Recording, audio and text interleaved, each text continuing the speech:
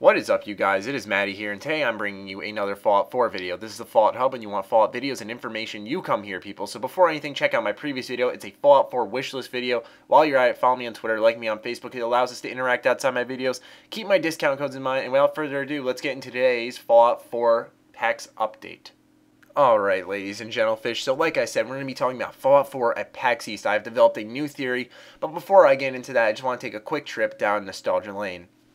So back in 2010, when I ran a competitive Call of Duty channel, thinking that the only way to kind of rise up in YouTube was through Call of Duty, I kind of got past that, and I started my first ever single-player playthrough, and it was actually this DLC here, what you're watching in the background, and it was the Lonesome Road DLC for Fallout New Vegas, and I just love this DLC. It just brought back a bunch of good memories of, when you're walking down the big highway. I forgot what it was called.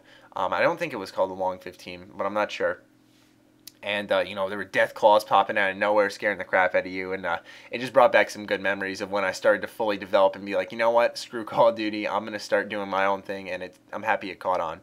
Anyways, let's get into today's theory. So, I was hesitant to bring this to the table because anytime I bring anything Fallout 4 to the table, people think I'm just trying to cash in on the whole Fallout 4 hype and, the theories, and anything that comes to mind is clearly speculation and something that Matty thinks is true, but it's like I just like sharing my ideas with you guys. But I figured, with the channel growing as fast as it is at this rate, I know that those haters are going to come anyway, so I'm not too worried about that. So I wanted to share it with you guys because, I'm sitting outside or standing outside just shoveling a ton of snow and my mind's racing.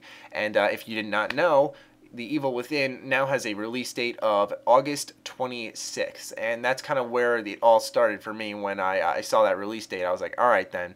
So here, let me bring my theory. Let me lay it all out on the table for you lovely gentlemen and ladies, or gentlefish and ladies. So what I'm thinking is that the original theory was Fallout 4 at PAX East because Fallout 4, everyone thinks and almost knows for a fact now that it will be set in Boston, and that PAX East is in Boston, so the perfect marriage would be to announce Fallout 4 in Boston. That would be pretty cool. I still think it's an awesome idea, but now I'm leaning away towards it a little bit and now setting my eyes on E3 and moving forward with this theory, and I'll explain why.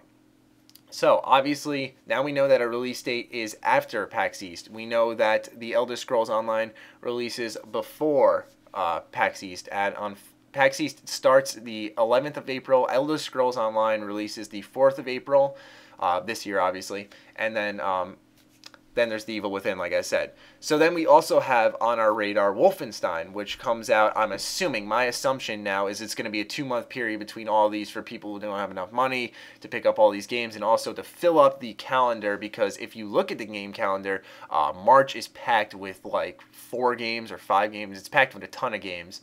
And then April has the Elder Scrolls Online, and that's really all that comes to mind. Oh, they have that new Child of Light from Ubisoft. And then I think May's pretty empty, and then, the rest from May all the way till now, August, if my memory serves me correct, is pretty empty. So now my theory going forward is that Wolfenstein will release, June or July, June most likely, to give it time to breathe, people to pick it up, and then, The Evil Within's right there in August. So now my assumption is that all these are going to obviously be releasing at some point after the PAX East. So then, assuming that, they're going to come into PAX East with some type of new content to show off to us to get the game hyped up, because now Elder Scrolls will be online. Now they're going to have to buff up the rest of this stuff, because as we all know, Bethesda did not have a good business year last year because they did not release anything. Whether they developed it or published it, nothing came out for them last year in 2013. So now they have to make 2014 a big year. They have to market properly. So I'm assuming that in order to do so, that they will be bringing us games. Or not bringing us games, bringing us new content for these games they're trying to sell to us. Now, hold your pants on, or that's not even the right term, whatever. Hold your pants. There is good news to this, and it's that I'm leaning towards E3 now, because E3 is, I want to say it starts at the beginning of June or something like that. Let's say it starts, or end of June, one or the other. It's either beginning or end. And let's say that Wolfenstein Stein, sorry, I think that's how you say it. I don't know. I've never played those games ever. I know people bitch at me when I say it wrong. But let's say it does come out before E3. Then Bethesda will only have The Evil Within. This would be the perfect business opportunity for them to really actually cash in on this Fallout 4 hype. They're like, okay, we're out of games to show off. We have The Evil Within. We'll show a new demo for that and then announce Fallout 4 on top of it. So I'm not saying give up on the theory of PAX East and Fallout 4 being the perfect marriage, because I still think that it is. But this is also something that we can fall back on, so that if we don't see anything, it's okay to just relax. We know Bethesda's been working on something since right after Skyrim, so it's okay to assume that I think we're going to hear something announced from them that they're going to be developing this year.